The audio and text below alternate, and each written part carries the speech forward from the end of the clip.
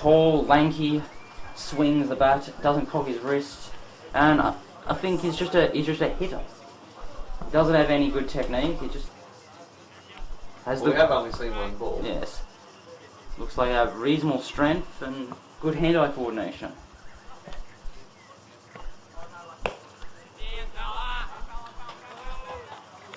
The ball. Barfield to Barton. Well, I guess Stephen Harrison isn't playing because he has an average of 20 and he's made 56 not out. Played all but one game, and I guess he's not playing today. Otherwise, he would have.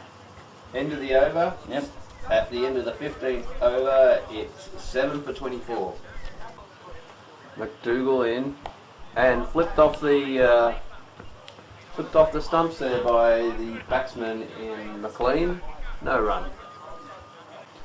Ends McDougall again, bowling to McLean, steps back but keeps it off the stumps. That's all that's required. And we're getting right in close there. Same as McDougall. Or yes. It's not McDougall. No. Yes. Can't be McDougall. McDougall's having a bowl. It must be Harry. Or Luke. Luke. Swing and a miss. And put his foot to the pitch of the ball. He's backing away every delivery. Yep. They seem to be scared of the ball, these people. All of them. Most of them. They're trying to give themselves room to hit through the off. I guess that's a technique you get from research, where they're short boundaries scare the wicket, and you just give yourself room and slap it to the cover boundary, point boundary.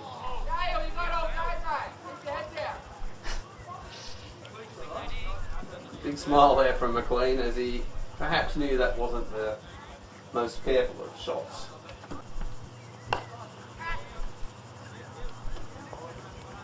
The 16th over, it's 7 for 24. Barfield to Barton, down leg, and ball's not swinging now. Nope. Looks like all the movement's gone. Just a matter of putting it on the right line and length and waiting for the batsman to play a dumb shot. There's only got 3 wickets in hand, so you just have to wait for them to come. Just got to be patient. Barfield. Barton playing very straight. Just there by Bateman at point.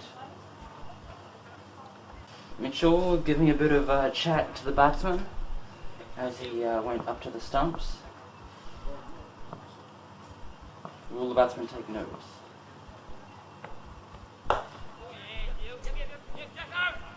Oh, hard into the covers and not picked up cleanly by Bellingham as Barton scoots through. He's off the mark. And score progresses to 25. It's not an easy ground to field on. No. I think if you get in, you've got to just play your shots, because the chances are, unless you hit it up in the air, you're going to get runs. Even if you hit it straight towards the fielder, you can still get runs. That's the one thing wrong with this ground. Although it's big and it's got a great pavilion, it's great to bat on, great for spin bowlers, great for pace bowlers, great for batsmen. It just isn't a good place to field, and that's why the ones are defending 300 again. That's a strange shot from McLean there, but he's still there at the end of the 17th over. It's 7 for 25. Dougal to Barton. Oh! And he's a premeditated pull shot from Barton. Decided to, wherever that pitch he was going to pull it, only succeeded in getting the top edge and flicking it into the helmet. Well, did that hit the patch? Those at home may be reaching for their remote control to rewind. That just got up and put him in all sorts of trouble. And a very bad reply. Ball was fuller, didn't bounce at that certain length at Panton where the ball just doesn't bounce. And he played for the bounce and he looked... Well, you're never going to go out though. No. So could this be a change of attitude from Barton?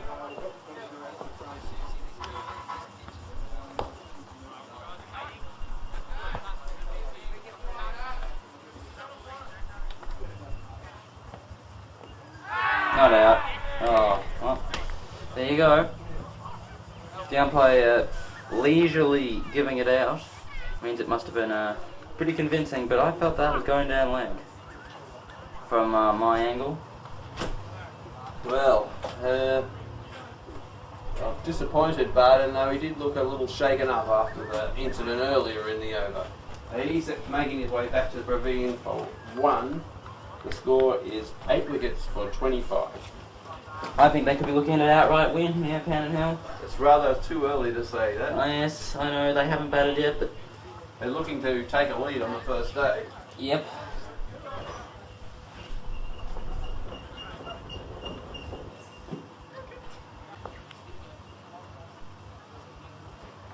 Barfield to McLean.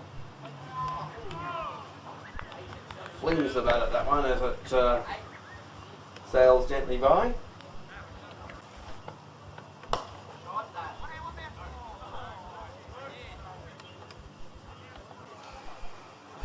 McLean forward.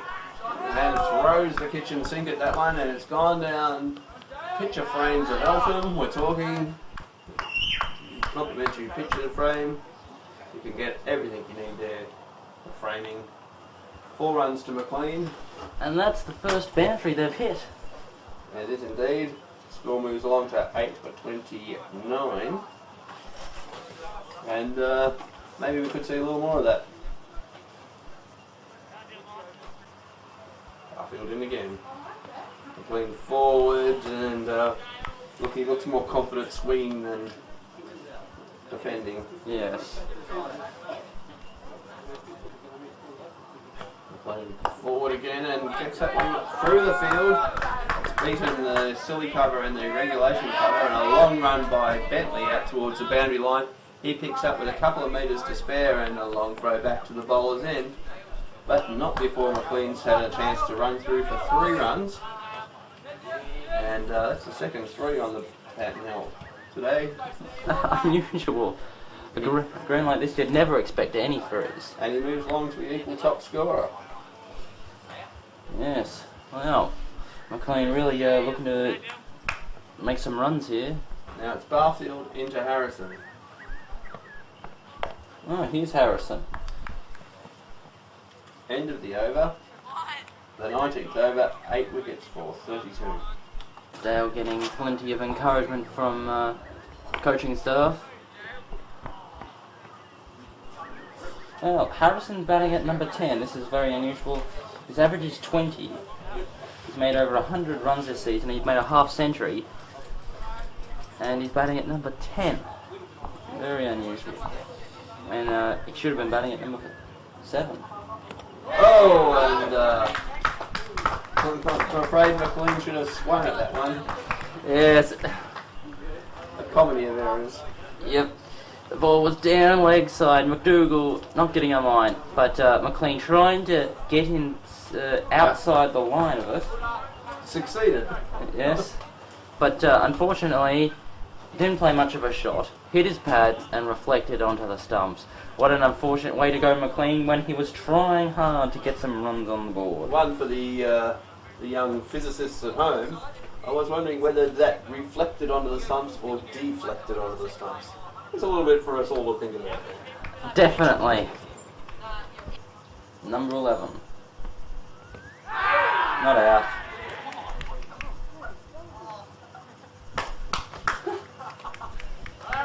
Well, that's the end of that. He stepped down the pitch. Surely he hit outside the line. That was ridiculous. But there you go. And who was that, Jumpin' Cliff Jones? Pericini, Pericini. he said.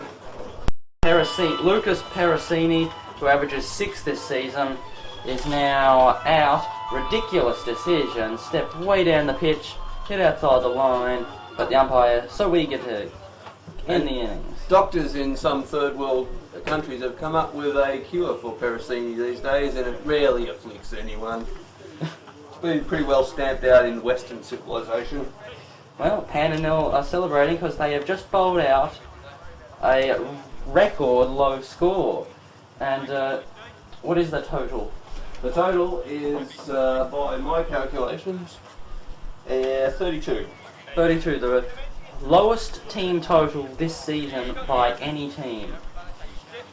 And what a feat by these players. Not even needing their spinners to bowl. I think McDougall got 4 for 2.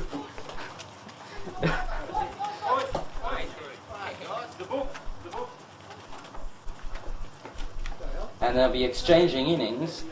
And we haven't even reached the break yet, and this will probably be the break.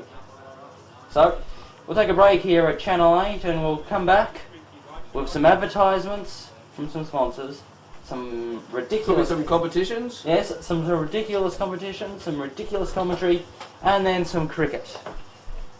Channel 8. Welcome back to Channel 8.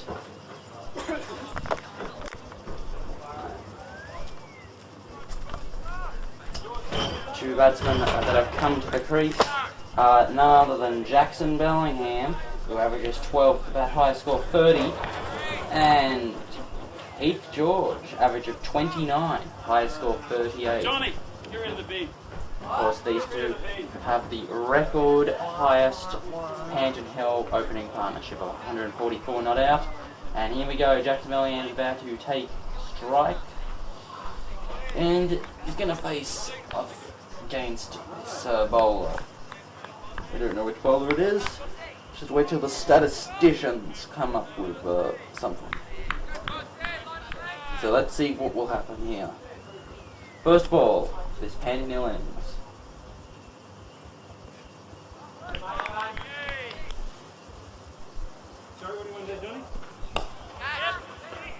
What a shot. Wow. That's one advancement that Jackson's been able to make recently. He's been able to get his cover drive working very well. And anything over pitched, he just plays that cover drive. One of the reasons that is that he's advanced as a batsman. And he's gotten a game for the twos and he regular plays for the threes. He's one of the leading averages for the threes, Heath George. Heath George, who hasn't played many games in the seniors, but when you look at his ability, you'd say that he should be playing, because he's got tons of ability, and he should be a good look today. I think he's got the technique to be resilient and persistent and stay out there for ages. Yet he's got the ability to play all his shots. So this is a good opening partnership. They're both they're both different batsmen. One's a right-hander, one's a left-hander, and it should be very interesting to see what happens.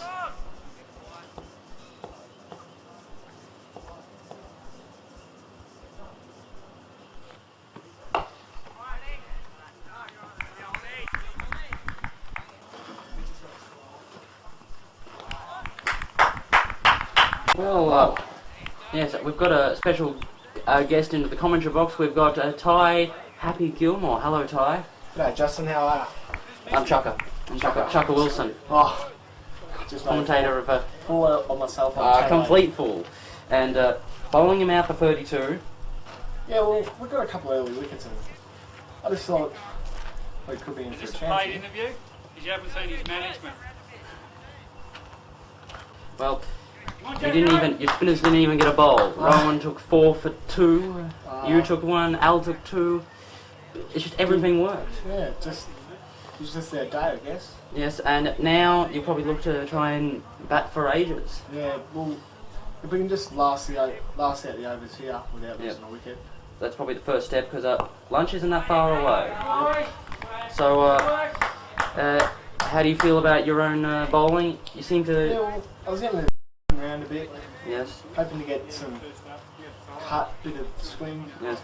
There were some balls that you were really able to get to move away Yeah. and bounce off a good length, but there were just the occasional balls Just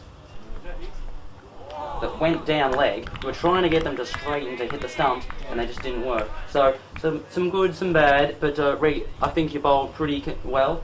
And how about that win that just happened against Riverside? oh, unbelievable. Incredible win, and that means that the last 2 games you should have lost them, but you won. Yeah. And can compare to early in the season,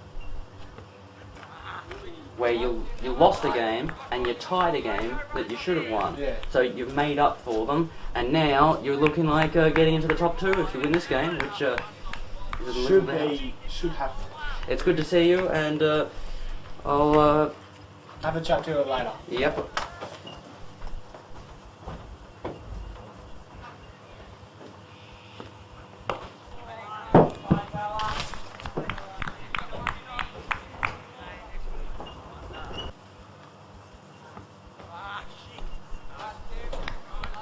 That should have been 4. Yes. You can really see how conservative this fielding team are because they've got a fine leg on the fence.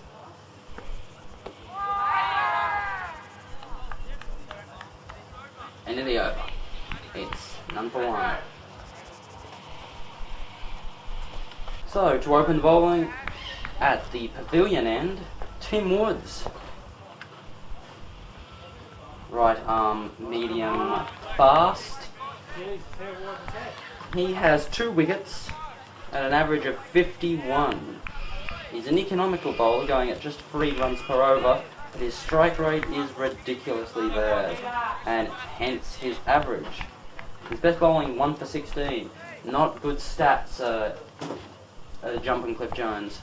No, but he's often bowling to the best batsman, so... Oh, that's up. Yes. He gets a tall action. He's a pitch bowler. He digs the ball into the pitch from a tall action. Actually, I think he's quite fast. Alright. If you have a look at those, look at his bowling now. I think he's bowling quite quickly.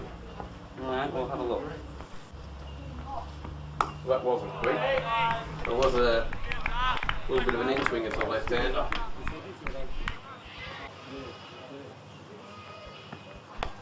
Ooh, Very slow. Yes.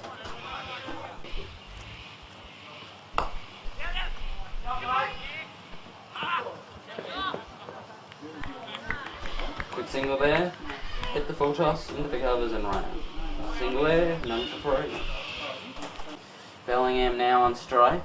Both these opening batsmen are on 1.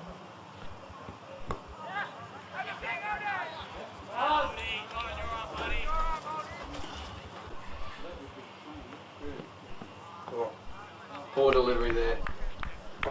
And it's the end of the 3rd over. No wicket for 3. Oh, he's gone right. And given out. That'll be done. Well, that's ridiculous. I think that's another case of bad umpiring. Unless he was able to get the ball to nicely straighten. Well, this umpire's not scared of giving an LBW. I'm a bit speechless. I don't know what to say. Yes. He went across a long way. Yes. No, don't know what to say. Well, we'll have to check the action replay and just to figure it out. And there we go. And yes, not out. That's what Hawkeye says. Of course, the viewers don't get Hawkeye, but the commentators do. We've got the luxury, if you like. Yes. And that was just not out. There's a highly trained team of hawks situated around the ground, trees, on top of rubbish bins, sometimes on top of the point post. And all of them said not out. And they just couldn't have been out. On the front foot. Front foot a long way across. Yes. I actually thought he might have even got outside off. Yes. A wicket to course. He's just drifting them in.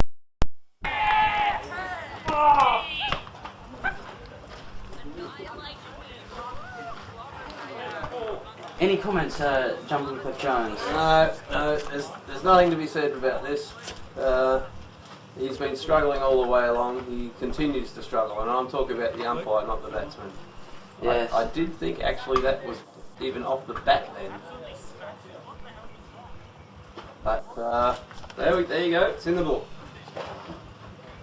I think there's not a lot you can do considering this ground, and if you think that the bowlers are getting some assistance off the pitch, you just have to spend time and hit it through the covers and let the ground do it. Because once you get your iron and you're playing your shots, you can make runs easily. But with this umpire, I think it's counter aggression. Might have been tempting to send in Lagasic now. Yes, a bit of a...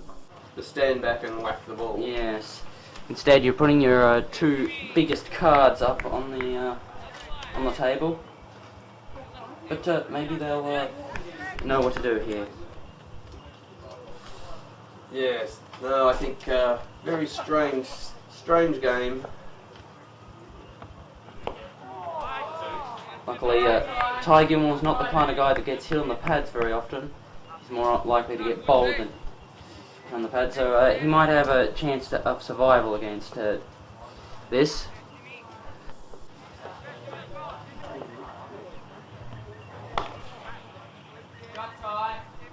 That didn't sound too good there. End of the over. The score is 2 wickets for 12. Rogers comes in to bowl to Mitchell. Very full and wide and chased by Mitchell. So they decided to change their bowler to Rogers. Let's have a look at Rogers' stats.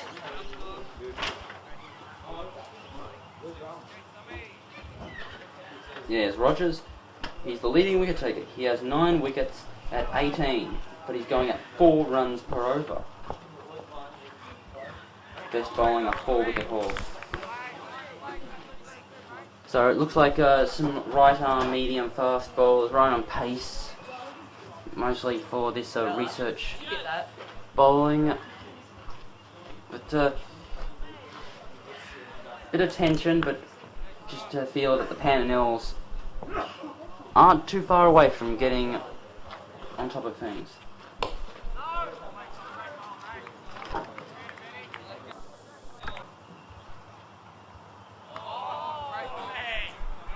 Well bowled. Off cutter. He actually tried an off cutter earlier on in the over too. Alright.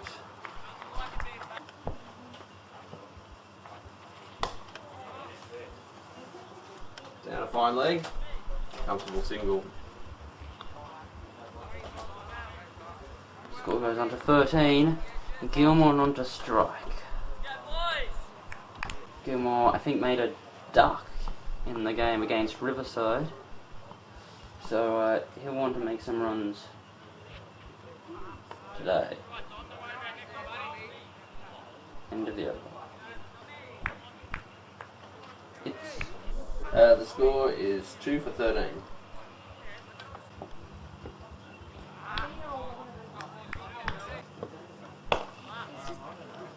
Oh, we missed it. Lovely shot there. Mitchell didn't miss it and picked up well by the 8 cameraman team. And chased all the way out to the fence.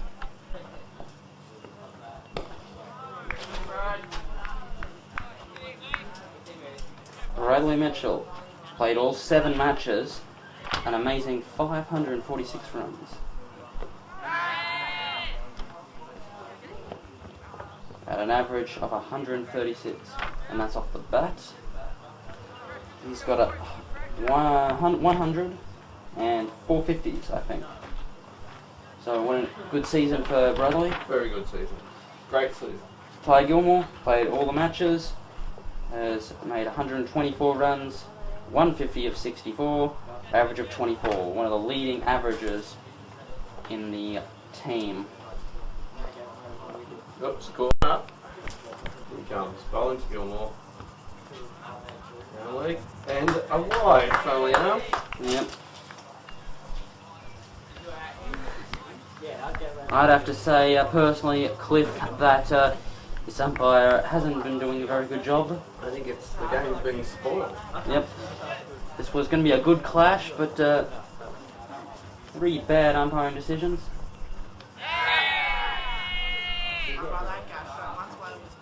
Possibly a 4th when there was a caught behind appeal, but I'm not sure about that. Definitely 3 bad LBW decisions. And I think it's something that the Diamond Valley Police Station need to address. End of the 8th over, it's 2 for 19. They need to address the issue of the bad umpires. Right. Rogers. Rolls for Mitchell. The whole reason the LBW law was introduced was to stop people from patting the ball away that was on the stumps. I think that does that, but it's gone to such ridiculous lengths, this law. I'd like to see just no LBWs in Diamond Valley. Well, limited to those who can give them anyway. Drive. Cut off by the man at mid on there. Channel 8 people love the straight drive because they get to put the camera on it all the way down into the fence. Mitchell just beaten there. Was that the off cutter again? That's the off cutter to the right hander I'm talking about. Which leaves the left hander. Yes, well, it didn't do a lot of cutting off the pitch, but maybe a little bit of wrist work, so a little bit of cut, a little bit of response. A lot of cut, a lot of response for Rogers. In the slot, and Mitchell unleashes and drives off drive. One all the way. 4 runs to Mitchell. Fabulous shot and fabulous camera work from these Channel 8 dedicated cameramen. And it's always good to see Mitchell that, and I think he's now taken to this innings. There it is, that's the off cutter again. Yep. Ran off the face, so it wasn't quite, the length wasn't there, and Mitchell was able to work it off the stumps all the way to the 3rd man boundary for another 4. Yep. This ground is a run fest.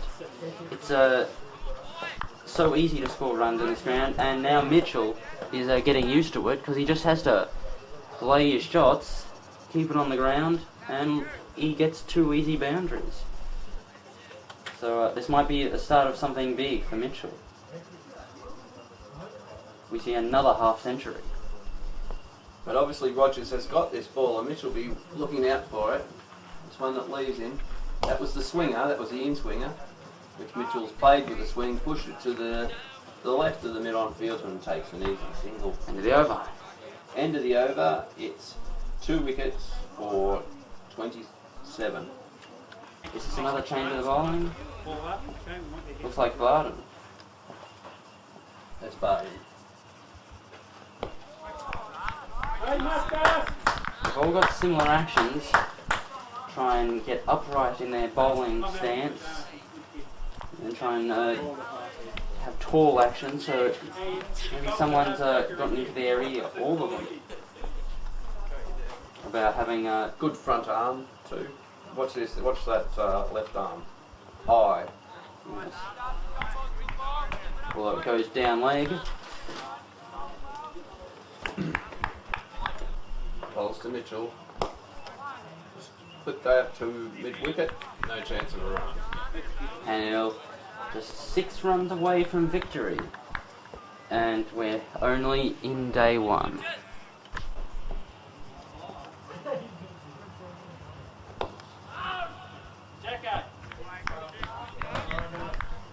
Tied over by Barton. Flip down leg, and it's going to be picked up by the man at Jumpin.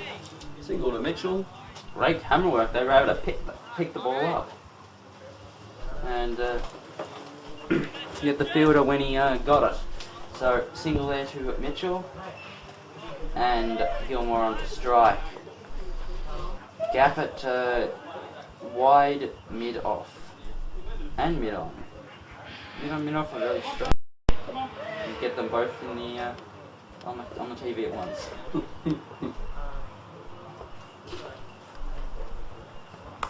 Short and cut away, and then at point scoots around. That'll be 8-0. Picks up neatly. End of the over. End of the over. It is 2 for 29. Rogers to continue. Down leg.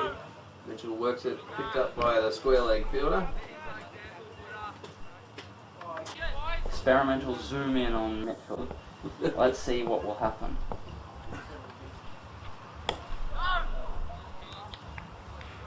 He goes back with plenty of time, so he's not playing a dead bat, he is working the ball, he's using the back foot.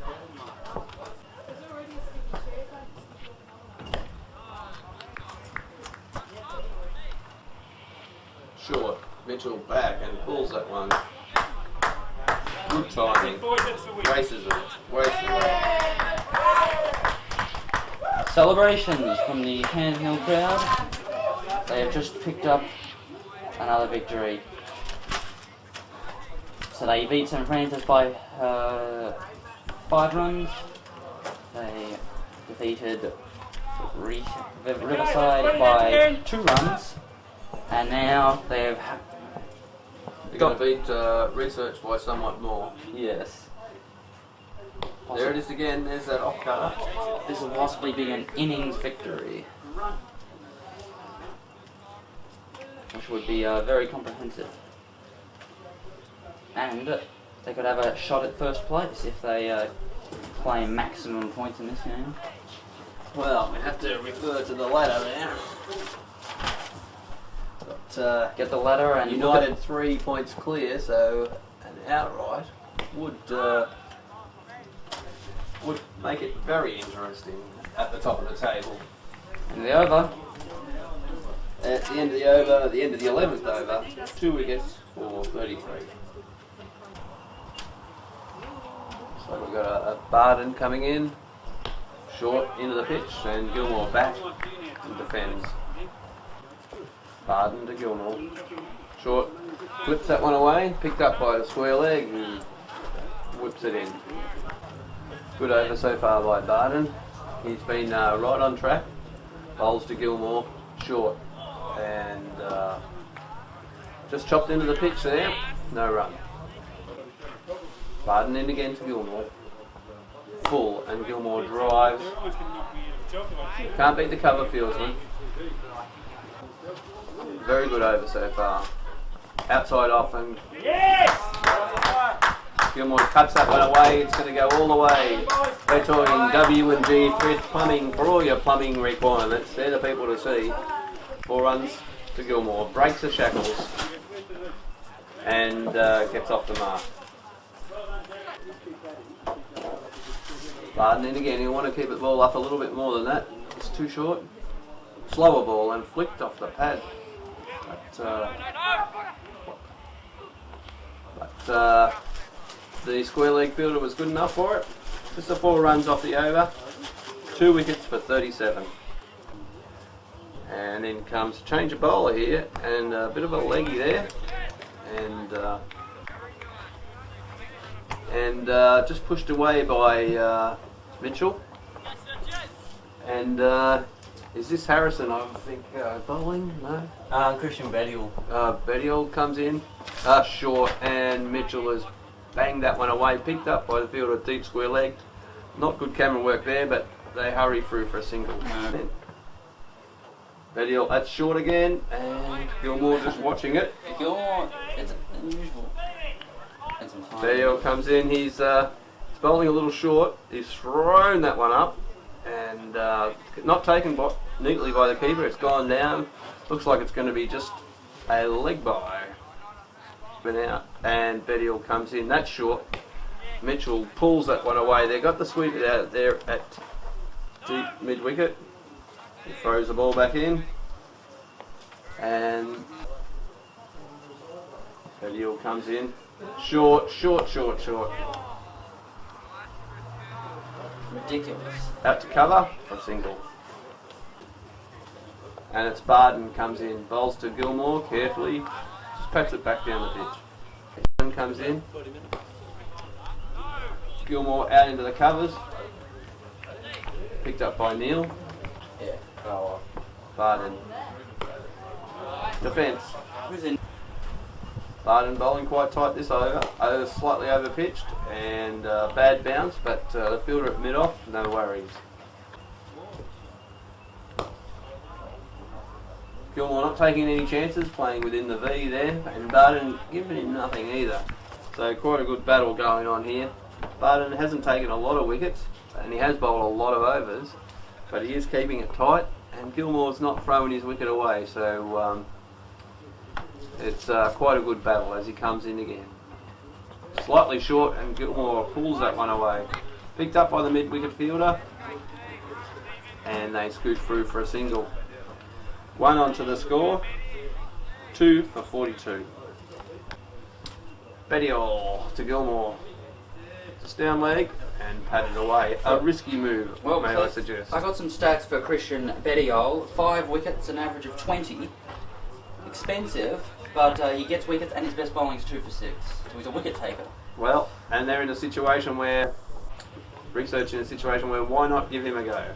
As he's throwing them up and now starting to pitch them on a good length too. Not much turn, but Gilmore forced to defend. The only deep fielders are on the leg side. And in he comes. Short this time. And pulled away. And that's gone for 4. A little unfortunate there. It's not an easy ground to field on. 4 more to the score. Bettiol again. Into Gilmore. Throws that one up again. And the fielder at first slip appeals there. I would too. Don't worry about that. I'll be down on my hands and knees. Gilmore was beaten in the flight, but he was able to get his second, his right pad in the way of that. Yes. And now Bettiol is bowling much better. That's some good bowling. That's good bowling. Brought the batsman down the pitch, but He just bowled it a bit too slow. Bettiol again. Pitches it outside off. Good thinking there. End of the over. It's 2 for 50.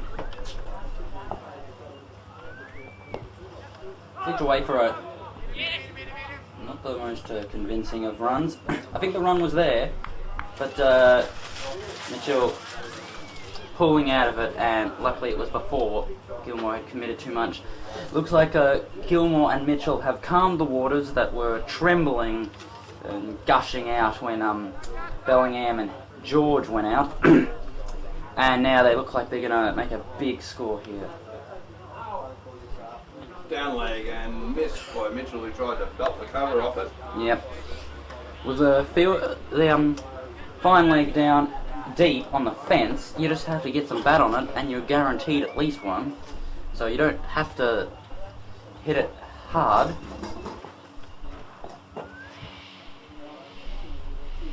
Barton to Mitchell and wide. Yes. Very wide. I'm going to agree with the umpire on that occasion. Yes. He's been quite tight, but that one wasn't.